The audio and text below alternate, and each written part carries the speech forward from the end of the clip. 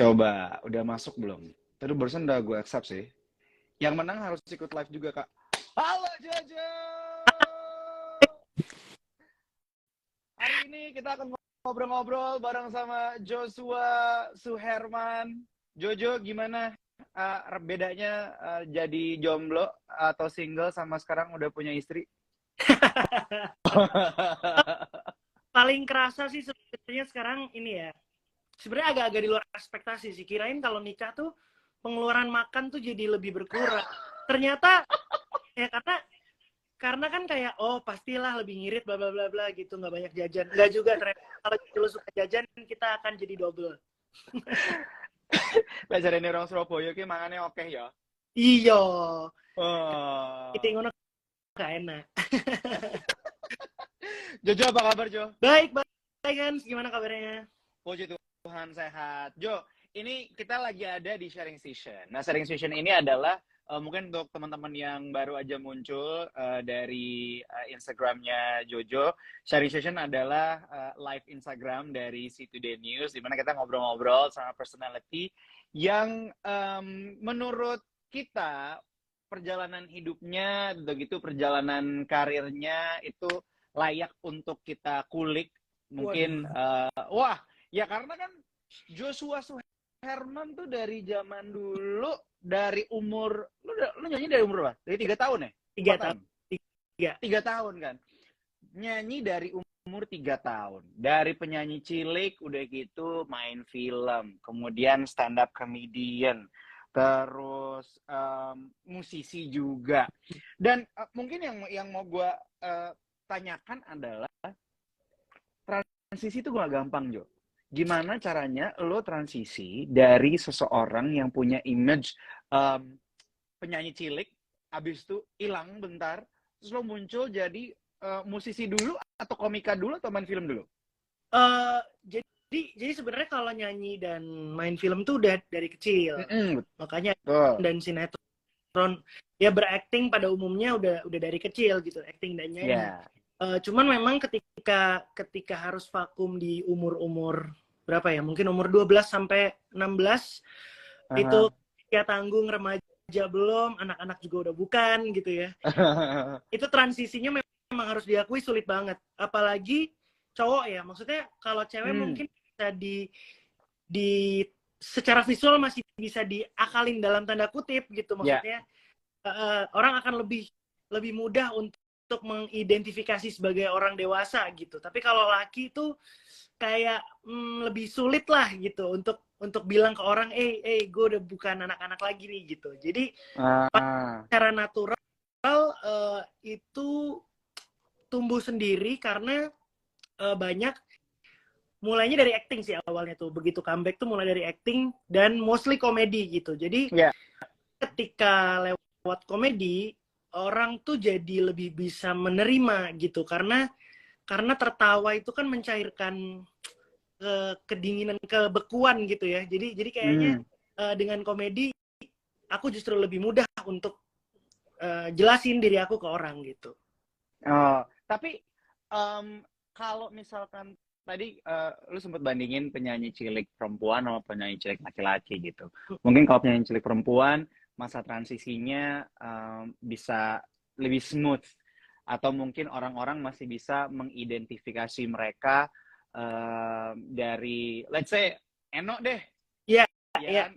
I'm friends with Eno gitu. Yeah. Suaranya nggak berubah, Jo. Betul. Jadi dia tuh masih bisa melihat dirinya sebagai pribadi Eno Lerian yang dulu. Dan fansnya juga masih kayak punya attachment gitu. Nah, kalau cowok, lo, terus Avandi, gitu, terus Geo, suaranya kan berubah, Jo. Nah, pada saat suara berubah itu, ada nggak sih rasa-rasa kayak, wah gila, karir gue berhenti sih. Wah gila, gue akan kehilangan fans gue sih, atau kayak wah gila hidup gue berubah sih, ada rasa gitunya nggak sih, Jo? Untungnya enggak, karena emang gue tahu kalau emang suara gue tuh sebenarnya sampai sekarang nggak pernah ngalami kayak perubahan yang bener-bener gitu. Gitu. Jadi sampai hari ini pun gue udah umur 30, kalau ditelepon sama ojek online, gue masih sering dipanggil ibu. Maaf, tapi lucu. Iya, gue pun ketawa gitu karena sering banget kayak, iya Bu, saya udah di depan gitu. Oh iya, akhirnya gue lama-lama kan capek ya harus menjelaskan dan nggak penting juga.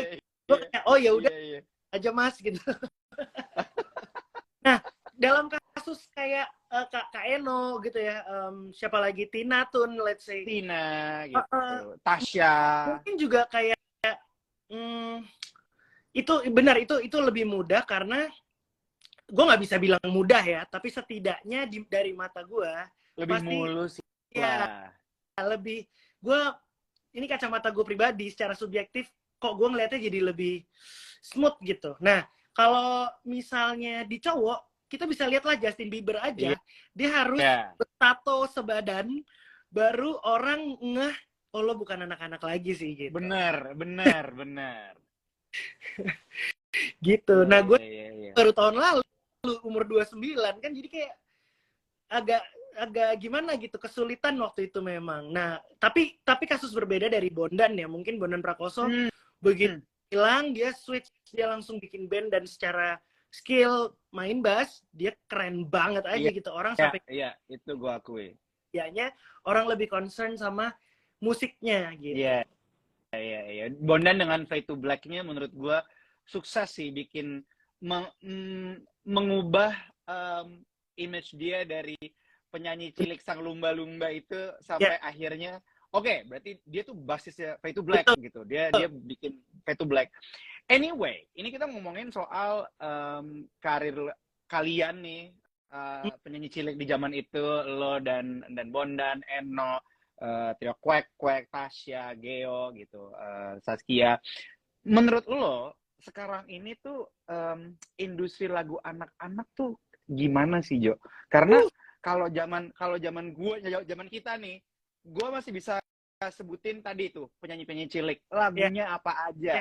Di zaman itu diobok-obok, kemudian Aku Cinta Rupiah, Cindy Senora, banyak deh yang bisa disebutin. Tapi sekarang kalau lu tanya kayak, Jo, sekarang penyanyi cilik lagunya apa sih? Nggak ada, karena anak-anak tuh nyanyinya lagu-lagu orang tua gitu. Tapi menurut lo sendiri industri musik sekarang gimana?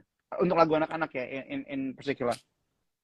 Gue hari ini nih, gue bicara ini ya, gue rasa nggak akan hidup lagi sih. Kenapa? Harus apa? Kan gue katakan ya, karena gue ingin bersama dengan Tasya, bersama dengan Tina, Kak Eno dan lain-lain tuh sempat beberapa tahun lalu kencang banget mengkampanyekan save lagu anak gitu. Karena kami masih merasa bisa nih gitu. Tapi setelah apa yang terjadi dengan internet dan bagaimana gaya hidup orang mendengarkan musik hari ini, tapi nggak masalah. Maksudnya buat gue pribadi sekarang yang penting anak-anak dengerin lagu yang liriknya itu sesuai dengan kategori usianya. Udah itu aja deh, nggak perlulah ada genre-genre spesifik. Menurut gue apapun genrenya, selama muatan liriknya itu cocok untuk dikonsumsi, silakan aja. Karena sekarang kita mau cekokin anak-anak tentang lagu-lagu yang kayak gimana, gimana ya, kita sekarang kan musik tuh on demand ya, kita tinggal mau dengerin apa bisa langsung lagunya gitu. Sementara chat gitu, it's on your fingers. Bener, dan dulu waktu kita kecil atau mungkin waktu kita SMP, kita kalau mau dengerin ini ya buat yang lagi nonton live-nya dan mungkin dulu itu kakak-kakak ini kalau mau dengerin lagu, kita harus ke Distara misalnya. Terus kita pilih album yang kita suka, boleh CD. Terus kita misalnya cuma tahu satu, kita harus tetap beli satu album, adik-adik. Kita nggak bisa lagu itu. Dan mau nggak mau ketika kita dengerin, kita jadi tahu isi album yang dalamnya tuh lain lagunya tuh apa aja gitu. Nah, sekarang kan nggak gitu kan. Akhirnya banget kita mau di agregator tuh lagu anak-anak bisa langsung berduel dengan lagu orang dewasa secara bebas. Dan untuk kita di zaman dulu mungkin kalau misalkan kita mau denger lagu atau cari lagu, bener kata Jojo tadi, kita harus ke toko kaset atau toko CD gitu ya. Dengan harapan juga orang-orang yang ke toko CD kan banyak tuh displaynya. Begitu banyak yang lo ingat kan zaman dulu kalau di Distara tuh suka ada mesin-mesinnya yang lo bisa ada sampel-sampelnya gitu kan, lo bisa dengerin gitu. Iya, yang earphone-nya gede gitu. Jadi emang untuk generasi kita di zaman dulu itu kita dipaksa untuk bisa menerima apa ya yang ada gitu loh, yang disuguhkan. Lo harus lihat semuanya. Kalau sekarang menurut gue tuh lebih, kenapa orang sekarang tuh lebih nggak sabar, lebih egois, karena they could actually get everything that they want as easy as pressing the skip button gitu kan. Betul. Itu secara nggak langsung, bener. Nah, that being said, untuk orang-orang yang bekerja di industri kreatif kayak lo dan teman-teman yang lain mungkin di komika dan segala macam, harus punya sesuatu yang spesifik atau sesuatu yang niche untuk bisa ditampilkan supaya bisa bertahan di industrinya. Betul. Gitu kan ya. Nah, sedangkan lo sendiri udah dari tadi lo udah ngobrol soal dari kecil udah main film, main sinetron, nyanyi, terus udah gitu mungkin lo sempat punya band, udah gitu komika. Dari profesi-profesi ini mana yang lo merasa bahwa I belong here, atau kayak mana yang paling lo suka gitu selama menjalankannya? Banget ya, karena dalam rentang usia gue hidup, gue tuh nggak pernah ngerjain hal di luar entertainment. Jadi gue nggak bisa untuk bilang gue belong di sini dan nggak belong di sini gitu. Tapi kalau detik ini ditanya, mungkin yang paling gue ingini masih musik sih, masih musik. Meski udah lama banget ya nggak keluar album, tapi kalau yang gue pengen deep down itu tetap sebagai musisi gitu. Tidak berarti gue tidak menyukai yang lain, tapi mungkin karena mulai dari situ sehingga gue merasa itu kayak kampung halaman yang kita selalu rindu untuk pulang gitu. First love gitu ya? Iya, kayaknya gitu deh. Nah, jadi sorry, silakan. Iya, jadi kalau misalnya ditanya, mungkin musisi itu masih ada di ranking pertama, meskipun secara bisnis gue tahu musik mungkin paling tidak menghasilkan untuk beberapa tahun belakangan buat gue ya gitu.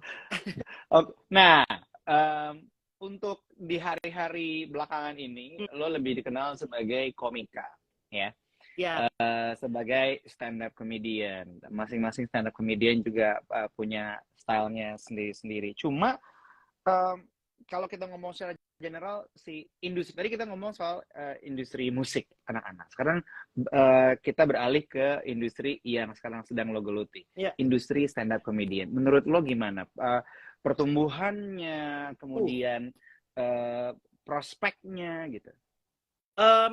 Pesat banget karena mungkin ada banyak banget komedian lahir setiap harinya, dan marketnya tuh masih terus bisa di-expand gitu. Kita masih ya gue tahu sih begitu pesat sampai kadang orang yang ya gue ambil contoh. Misalnya ada beberapa temen gue yang penyiar radio sebel sama komedian karena komedian dengan cepatnya kok bisa sih langsung duduk di kursi siaran gitu. Oke. Ngerti, karena gue punya sudut pandang sebagai orang yang industrinya masih analog dan gue juga ada di sini sekarang. Jadi gue bisa mengerti rasa dongkol atau sebel itu ya. Gue tidak dengarkan tapi gue bisa mengerti gitu. Cepet banget, makanya gue pribadi bersama dengan Majelis Lucu Indonesia, kalau pernah dengar, itu company yang ya denger banget.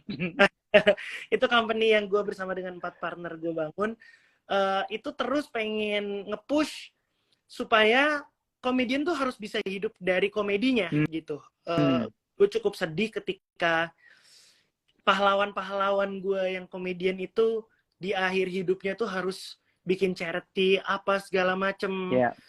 Dan lu tuh orang yang sangat jenius dan berbakat, kok bisa sampai di titik ini gitu. Gue tuh kan bukan buat gue pribadi, tapi komedian-komedian yang brilian ini tuh bisa terus sustain di industri dan bahkan bisa punya generasi berikutnya lagi gitu.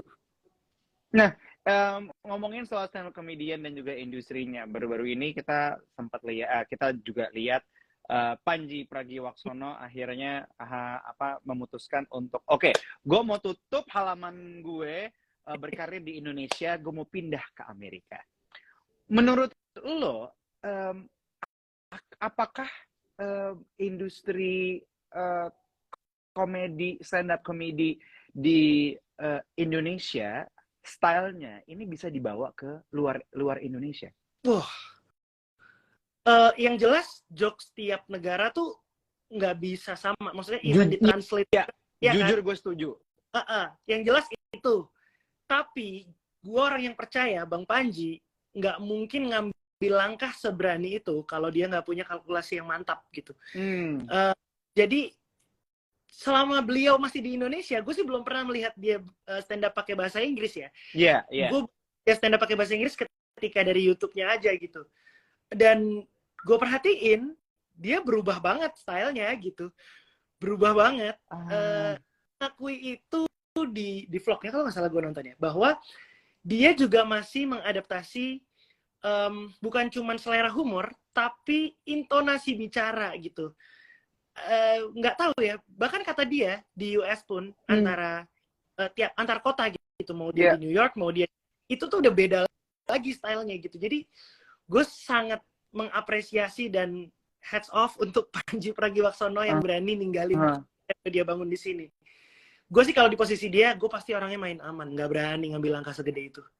Tapi ya kalau lo lihat gitu ya, Panji kan masuknya race-nya Asia.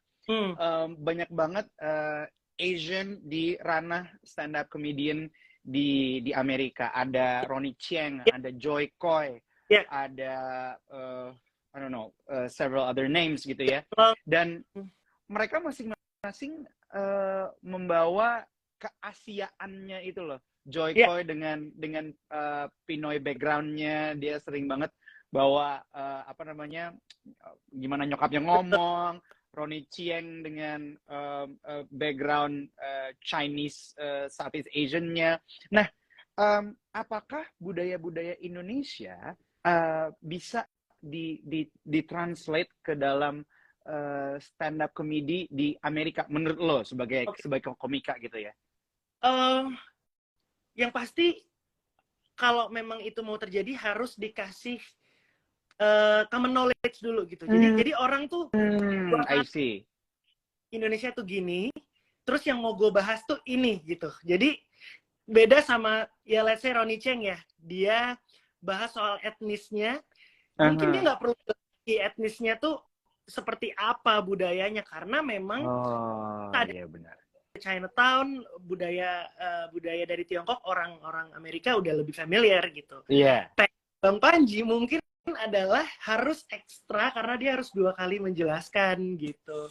Oh iya benar-benar. Iya, tapi justru itu kayaknya jadi daya tarik ya, karena gue belum pernah dengar sih ada komika Indonesia yang mana gitu, Bang Panji sama kayaknya gitu. Jadi gue berharap banget ini karena lagi di session ini ya, session bacanya ya. Jadi sharing session. Iya, jadi Southeast Asia tuh udah ada perwakilan semuanya gitu. Malaysia tuh udah ada Ronnie Chieng, ada si Nigel Ang, itu Malaysia juga kan. Oh iya, Nigel, benar. Terus Filipina ada Jokoy gitu. Jadi gue berharap Indonesia itu diwakili oleh Bang Panji sih. Gitu. Amin. Berarti emang bagaimana seorang komika itu bisa memformulasi skripnya gitu ya. Kalau yang gue lihat gimana cara kalian sebenarnya meramu satu show dan gimana caranya lo juga main sama timing ini, timing itu, jokes ini, jokes itu. Wow. Betul. Okay, so actually I admire you guys as komika dan juga gue juga berharap sih bahwa gue bisa nonton stand up comedian secara reguler di Jakarta, di Indonesia, karena dulu tuh gue inget ada comedy cafe yang gimana gue tuh suka banget sama stand up comedian, Jo. Oke. Jadi gue tuh dulu nonton beberapa show di comedy cafe. Jadi gue tahu orang-orang yang comedian. Nah, sampai sekarang tuh gue belum ada lagi yang bisa tempat yang gue datangi untuk gue nonton stand up comedy, dan mudah-mudahan industrinya terus tumbuh dan terus berjalan. Dan amin.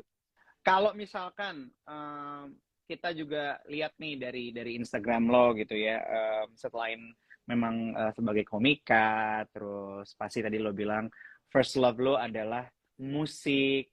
Kita juga sempat lihat kalau lo tuh koleksi apa sih? Vinil. Oh iya. Benar. Lo koleksi vinil, lo koleksi kaset juga nggak sih? Iya, kaset juga, benar. Kaset, vinil gitu ya.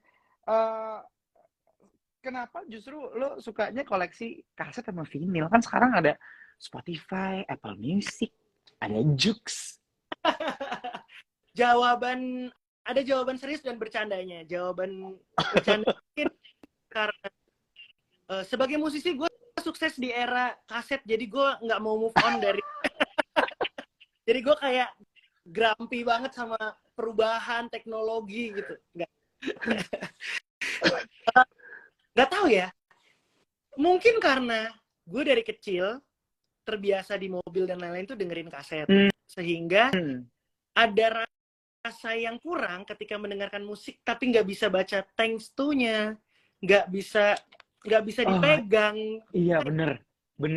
Ada yang kurang aja gitu. Udah download di Spotify misalnya gitu. Udah terus gitu loh maksudnya. Tapi ketika kita beli fisik, itu kayak nggak tahu deh, generasi yang sekarang mungkin untungnya tidak mengalami ini ya. Ini generasi kita yang mungkin dimulai dengan fisik gitu. Jadi enak gitu. Nyimpennya juga lebih enak. Terus kalau piringan hitam sih diracunin sama temen-temen aja sih gitu. Terus seru ketika mendengarkan lagu-lagu lama di versi yang sesungguhnya gitu. Jadi ketika rekaman analog, kalau analog, gue juga pengen menikmatinya secara analog, penasaran kayak apa gitu. Suaranya juga beda ya. Ini beda. Untuk gambaran buat generasi, lagi-lagi kita lagi nostalgia ya, generasi zaman mungkin kalau lu Gen Z dan langsung merasakan musik digital ya, ada sensasi yang berbeda pada saat lu buka kaset, terus udah gitu si lembarannya itu yang tadi Jojo bilang ada thanks-nya segala macam. Gua itu baca lirik dari kertas itu, tahu nggak? Betul. Kita nggak bisa googling dulu soalnya kan? Kita nggak bisa googling. Jadi kalau zaman dulu lo beli kaset Arkarna atau lo beli kaset Smashing Pumpkins gitu, lo kalau mau ikutan nyanyi lo buka tuh si kertas yang ada di dalam kaset itu. Oke, misalnya ini kan Sheila on 7 album 7 Desember. Terus, wah gila, lo masih ada 7 Desember. Baru beli lagi karena yang lama udah nggak tahu kemana waktu gue kecil. Terus di dalamnya tuh teman-teman, adik-adik tuh ada liriknya. Terus kalau lo adore sama musisinya, lo tuh bisa kayak pengen nyari tahu Mas Eros tuh di sini berterima kasih sama siapa aja ya gitu. Kayak ini siapa ya namanya ini ya gitu. Terus yang mixing siapa ya, jadi penasaran. Itu yang tidak gue temukan di era sekarang. Gitu. Bener. Iya. Bener. By the way, tadi ada sensasinya beda. Mas Pongki lagi nonton live kita. Dan ada Mas Pongki. Ada tadi. Terus gue pengen minta Mas Pongki tanda tangan, ada beberapa ya. Ada ini. Sama tadi dulu, yang Jikustik mana ya? Oh, ini yang lo pegang nih yang Pongki ya? Ini yang Dance Company. Banyak kan band sih Pak Pongki. Pak Pongki banyak banget bandnya. Iya benar. Dance Company, Jikustik. Iya. Nah itu bener ya, sensasinya beda ya pada saat lo bisa megang. Dan ya balik lagi, musik tuh kalau udah jadi first love lo tuh beda. Betul. Rasanya lo pengen kulik semua segala macam. Tapi ini kaset kan udah lama nggak ada, udah lama nggak di apa ya, nggak digandrungi masyarakat banyak, vinyl apalagi. Betul. Lo dapetnya dari mana, Jo? Susah nggak sih? Kalau Jakarta sih ada beberapa toko vinyl dan toko kaset ya, yang emang khusus buat jualan musik-musik lama gitu. Kayak di Blok M tuh di bawah tuh banyak. Oh, ada? Piringan kasetnya di Blok M Square tuh biasanya banyak. Atau mereka rata-rata punya, di e-commerce juga udah punya toko, jadi kayak bisa. Tuh. Terus CD juga lagi naik lagi nih CD, tapi gue kurang di CD sih, jadi gue kaset sama vinyl aja gitu. Apalagi sekarang Walkman juga udah mau dikeluarkan versi digitalnya. Gue kayak 5 juta ya, 6 juta. Kalau emang digital juga, mending gue pakai handphone gue sih. Bener. Itu kayak iPod nggak sih sebenarnya? Iya, kayak iPod gitu. Beda rasa tetap. Kalau lo dari generasi Walkman dan Discman itu, lo mau rilis versi digitalnya, it's a whole different situation gitu. It's a whole different feel juga. Dan nggak ada bunyi di rewind, gitunya nggak ada. Kayak terus kenapa? Iya bener. Tadi juga sempat ada yang bilang di komen, diputar pakai pensil. Iya bener, diputar pakai pensil. Itu ya, diputar pakai pensil. Tapi Jo, kita jawab pertanyaan dulu ya. Boleh. Teman-teman yang udah masuk di kita nih. Nah, ini juga mungkin relevan sama pembicaraan kita hari ini. Karena dari satu profesi ke profesi yang lain, walaupun masih di dunia entertainment. Pertanyaannya adalah, Kak Jo, apakah Kak Jojo pernah mengalami kegagalan selama berkarir, dan bagaimana caranya bangkit? Sering. Sering. Tapi gimana, Jo? Apapun lah, apalagi industri hiburan ya, nggak ada yang pasti, nggak ada yang bisa diprediksi, nggak ada rumusnya. Sekarang musisi paling hebat di dunia pun ditanya gimana cara bikin lagu hits, dia juga pasti nggak bisa jawab gitu.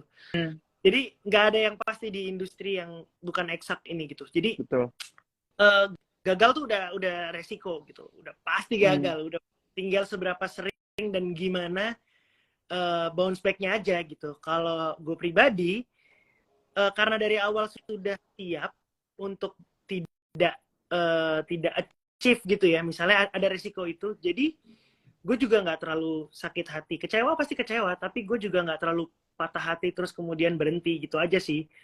Selama itu tidak merugikan gue akan terus coba buat gerak aja terus gitu.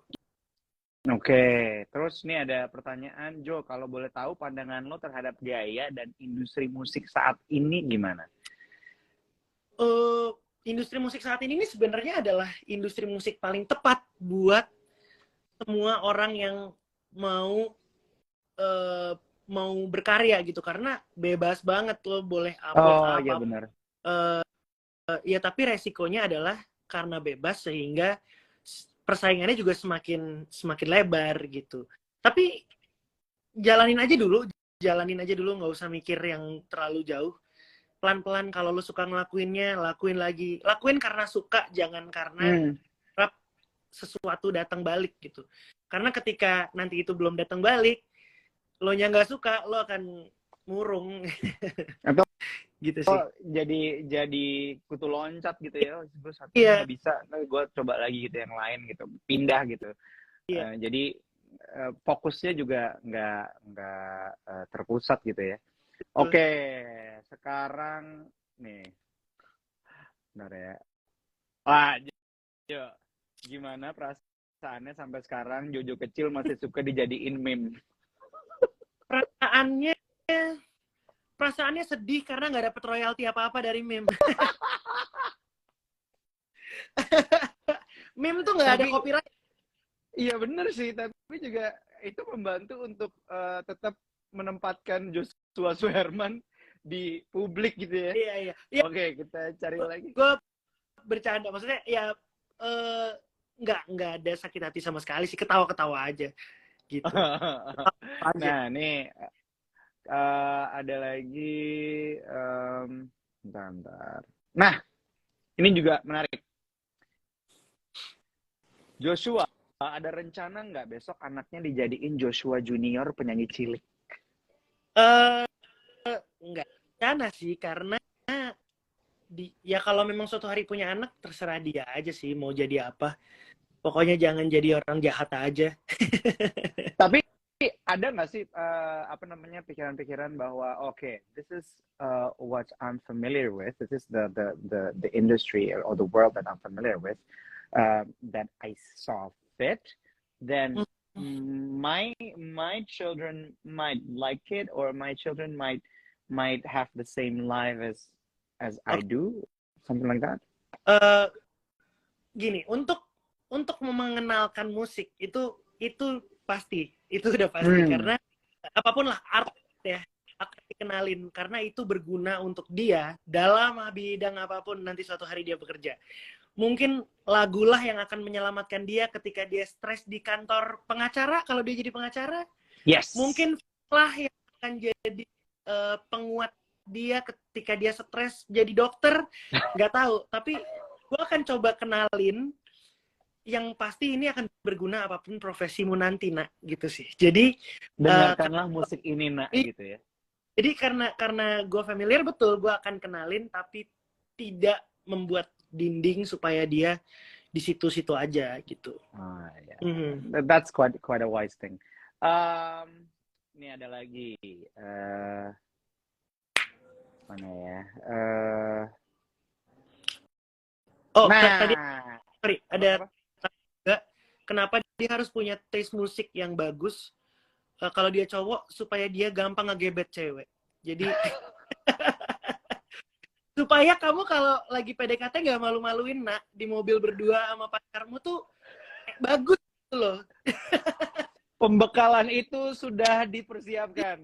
Iya, kamu nanti ngobrol soal musik, cewek atau cowok pacarmu happy gitu, terus kamunya haho bingung gitu. harus punya wawasan yang baik, nak, gitu. Oke, nah Jo, ini ada pertanyaan yang berikutnya. Untuk ingin jadi stand up comedy, itu poin utamanya apakah harus pintar ngelawak dulu atau gimana sih, Kak? Dari teori-teori senior saya sih,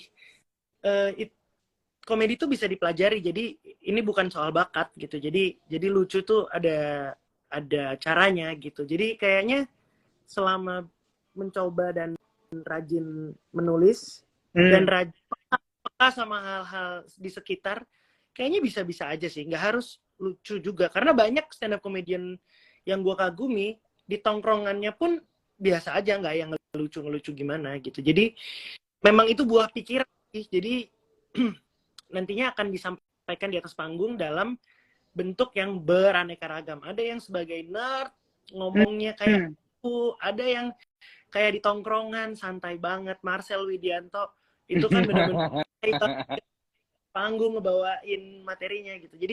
Jadi emang nggak ada harus lucu dulu gitu, nggak ada sih. Oh, jadi emang ini bisa sebagai sesuatu yang bisa dipelajari ya? Iya. Gue juga setuju kalau banyak hal-hal yang bisa dilakukan asal dipelajari. Gitu. Betul. Nah, ini ada lagi ya. Nah, ini relevan banget sama hidup kita zaman sekarang nih, Jo. Okay. Menurut Kak Jo, impact kemajuan teknologi saat ini dengan kualitas ataupun karir dan sebagainya gimana? Apakah ada direct impact-nya kalau lo, Jo? Karena kan kalau tadi kita ngomongin soal musisi gitu ya, sekarang persaingannya makin luas tadi lo bilang, karena masuk ke ranah yang lebar di online, di internet. Nah, kalau lo merasakan impact kemajuan teknologi nggak dengan kualitas atau karir lo? Jujur tidak berpengaruh banyak sih ya, maksudnya tidak merugikan tapi menguntungkan, karena gue dari dulu ya gini-gini aja. Dan gue percaya seniman itu nggak lekang sama waktu. Jadi apapun platformnya, apapun medianya, itu butuh pelaku seninya gitu. Jadi nggak perlu khawatir sih. Tinggal jangan terlalu jangan terlalu kaku lah, harus bisa adaptasi aja gitu. Betul. Misalnya let's say kemajuan, misalnya di musik gitu ya. Ya pasti ada lah orang-orang lama yang angkatan gue ngerasa dulu mau punya album aja struggle banget ya, harus kirim demo, dipilih, dipanggil sama label dan lain-lain. Kok sekarang semua orang jadi gampang ya punya album gitu. Ya kita nggak boleh iri karena memang kita lahir di era itu ya, itu yang harus kita lewatin gitu. Benar, terus agak teknis dikit deh, gue tuh ngalamin ketika rekaman lagu tuh masih pakai pita. Jadi pita itu dulu kalau kita mau rekaman tuh pakai pita gede gitu, terus itu nggak bisa ulang di tengah-tengah. Jadi kalau emang ada yang salah ya kita harus ulang aja semuanya gitu. Nah sekarang kan digital, ketika orang yang nadanya nggak sesuai aja bisa di auto tune dan lain-lain. Iya benar. Di beberapa temen yang kayak ngerasa itu mah bukan musik gitu, tapi gue rasa kok gue nggak tega untuk bilang ini musik atau bukan ya. Maksudnya siapa gue gitu untuk punya hak bilang ini musik atau bukan. Ya mungkin memang eranya sekarang begitu ya, kita harus terima dan gue malah pengen belajar sih sekarang. Ini gue setuju. Gue pengen tahu. Film juga gitu, film Joshua film pertama gue itu di syutingnya masih pakai pita, masih pakai film pakai gue sampai lupa berapa mm ya, gue lupa. Iya, 35 ya. Jadi dulu teman-teman nggak kebayang gimana semua orang bisa bikin film dengan kamera yang harganya sangat bersahabat. Kayak dulu bikin video aja tuh nggak bisa, gimana caranya handy gitu, bisa. Ya kualitasnya kayak gitu. Dan sekarang kita lihat hampir semua orang di rumahnya punya kamera yang proper, tahu cara ngedit. Dulu pita tuh ngedit digunting, cut itu beneran susah banget. Gitu. Tapi sekarang orang bisa bikin film pakai handphone doang. Bener banget. Nah, sebenarnya hal-hal ini kan baik gitu. Tapi apakah kemudian gue merasa filmmaker zaman sekarang nih dimanjain teknologi jadinya bla bla? Ya nggak bisa bilang gitu juga gitu. Maksud kita kan emang eranya udah geser ya itu pengaruh. Iya, kalau misalkan tadi ngomongin soal teknologi yang udah berubah gitu ya segala macam, bagaimana lo memanfaatkannya. Tadi Jojo bilang zaman dulu kalau bikin lagu direkamnya di pita, jadi lo harus kayak one take one go gitu ya. Sekarang lo lihat, gue nggak tahu ya lo sempet nonton atau enggak, ada show-nya David Letterman, dia main-main ke studionya Phineas sama Billie Eilish. Oh, nonton. Itu Billie Eilish ada yang namanya voice comping, dia bilang.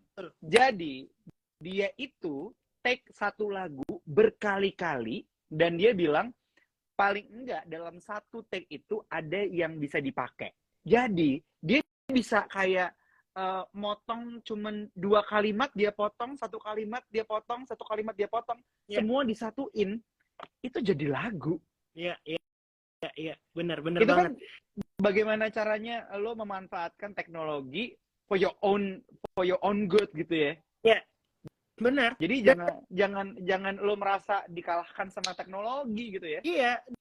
Dan ini kan ya karena dulu belum tercipta aja gitu teknologi. Mungkin kalau ada lo juga akan gunakan hal yang sama. Benar. Dan gak dengan itu.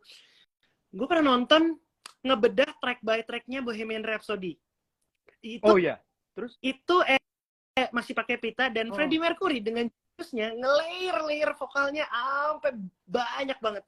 Wah, ini orang sih jeniusnya nggak masuk akal ya. Maksudnya dia udah melakukan itu yang kayak tadi Billie Eilish, tapi dari tahun itu. Iya. Oh, analog gila sih.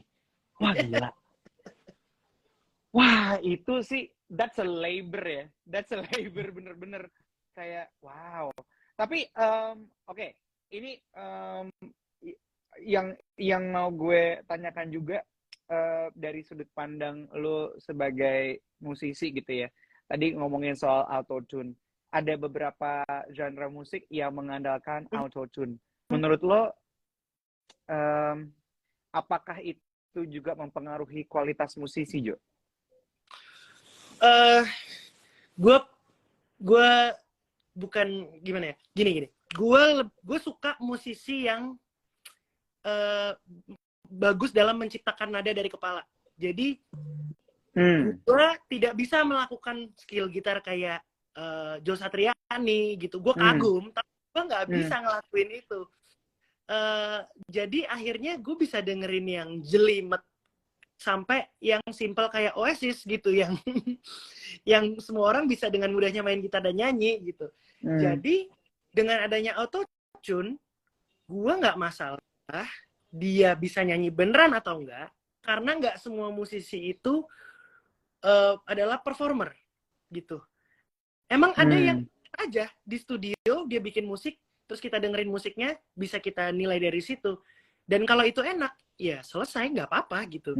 Apa asli bisa nyanyi atau gue nggak peduli, tapi bahwa dia bisa menciptakan notasi begitu yang enak gue udah kagum gitu sih. Oke. Sekarang gue tahu gimana pandangan lo. Oke. Sekarang kita satu pertanyaan lagi deh ya sebelum boleh. Goodbye. Ini. Seandainya Joshua tidak jadi komedian, penyanyi, influencer, bidang pekerjaan apa yang akan lo lakukan? Karena kan tadi lo bilang dari kecil lo taunya cuma entertainment aja kan? Benar. Ini di luar entertainment berarti ya? Ya. Nggak pernah kebayang dan nggak pernah dapat pertanyaan ini. Bentar, gue mikir. Pertanyaannya. Yang pasti gamer sih enggak, karena gue buruk dalam main game. Penyiar radio tuh entertainer nggak ya? Entertainment maksudnya masih. Kan berarti. Pedagang, gue kalau pedagang barang bukan jasa gitu ya, itu juga buruk karena orangnya sungkanan. Jadi kalau nggak enakan ya, mau nagih juga aduh nggak enak. Iya.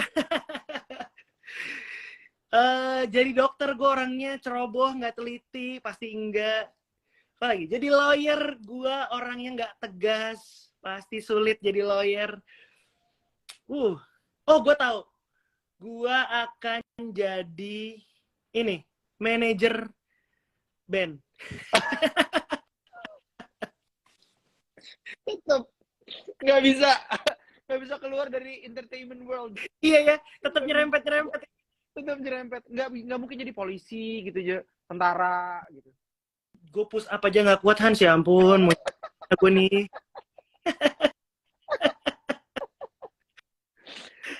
Berarti memang hidup lo didedikasikan untuk entertainment industry ya? Mungkin, karena gini, satu kalau yang gue sesali adalah gue orangnya terlalu sungkanan, sampai nggak masuk akal, sungkan banget. Mau negor orang, meskipun gue benar, orang itu salah, gue akan tetap sungkan untuk negor gitu. Bayangin gue jadi polisi, di jalan ada orang nggak pakai seat belt, terus gue menilang, aduh sungkan janganlah gitu. Ya kali kan. Tapi kan orang Surabaya tuh biasanya main tabrak-tabrak aja gitu loh. Itu dia, nggak tahu. Mungkin karena nyokap gue Surabaya, tapi bokap gue kan Blitar ya, agak ke tengah. Mungkin iya. Masih banyak sungkannya gitu bokap. Iya benar. Jadi ya udahlah, hidup seorang Joshua Suherman itu nggak bisa dilepaskan dari entertainment. Nah, ini pertanyaan terakhir dari gue, Jo. Oke. Apa project lo ke depan yang bisa kita harapkan, kita tungguin? Ada sesuatu yang gue sudah lama nantikan akan terjadi mudah-mudahan sih di tahun ini ya. Gue belum bisa pas sebenarnya karena gue takut jinx gitu. tapi gue sendiri juga udah nggak sabar, gue udah excited dan mudah-mudahan segera karena ini rasanya campur aduk, takut, deg-degan, dan gue nggak pengen jadi orang yang gembar-gembor di awal terus kata gitu doang gitu. Mendingan gue diem di awal sehingga kalau ntar gitu doang orang juga nggak banyak yang tahu. Udah ada ini belum gambaran kapannya, waktunya gitu? Harusnya sih bulan ini udah mulai start lah, cicilan-cicilan awalnya tuh ya, pekerjaannya udah mulai di umur-umur kita kalau dengar cicilan kayak gue deg-degan ya. Padahal iya, cicilan karya cicilan ya. karya, tapi nggak tahu ya generasi gue nih sekarang kata cicilan tuh kayak momok sekali. Tapi by the way, Jo, apapun yang lo lakukan dan apapun yang akan nanti lo hasilkan, kita di City Today berharap kalau itu akan menjadi satu hal yang bisa lo banggakan. Amin. Kemudian bisa menjadi berkat buat orang banyak dan juga bisa menginspirasi orang-orang yang nggak hanya pengagum lo, tapi juga orang-orang yang menikmati karya lo. Joshua Suherman, terima kasih banyak. Hari ini seru banget ngobrol sama lo. Sumpah, gue seru banget nostalgia kita malam hari ini. Jadi jangan kapok-kapok kalau misalkan diundang sama si Today mau lo main ke studio pas lagi ada program pagi atau sore, kemudian atau juga lo diundang ke podcast kita, jangan sungkan-sungkan untuk datang, dan juga kalau butuh bantuan kita jangan sungkan-sungkan untuk langsung teks aja ya. Siap, terima kasih City Today. Thank you, Hans. Jojo, thank you. Sehat-sehat, salam buat keluarga ya. Bye. Bye. Nah, itu tadi Joshua Suherman untuk teman-teman yang mungkin anak-anak 90-an atau yang memang mendengarkan musik-musiknya Joshua. Tadi kita udah ngobrol-ngobrol, kita udah dengar bagaimana sih pandangan dia terhadap industri yang dia ikuti sekarang, bagaimana Joshua juga melihat industrinya di zaman serba digital ini, dan bagaimana juga nanti dia menyikapi arus teknologi yang makin berkembang. Nah, sekarang seperti yang gue janjikan, gue akan mengumumkan pemenang dari second anniversary-nya si Today. Ada 3. Ada iPhone 14. Tapi masalahnya adalah ini kan ada di notes gue ya. Kalau gue exit, ini live, berhenti. Terus gue lupa lagi nyatetnya. By the way, teman-teman yang nonton sharing session kali ini, gue minta maaf kalau gue tidak bisa menyebutkan.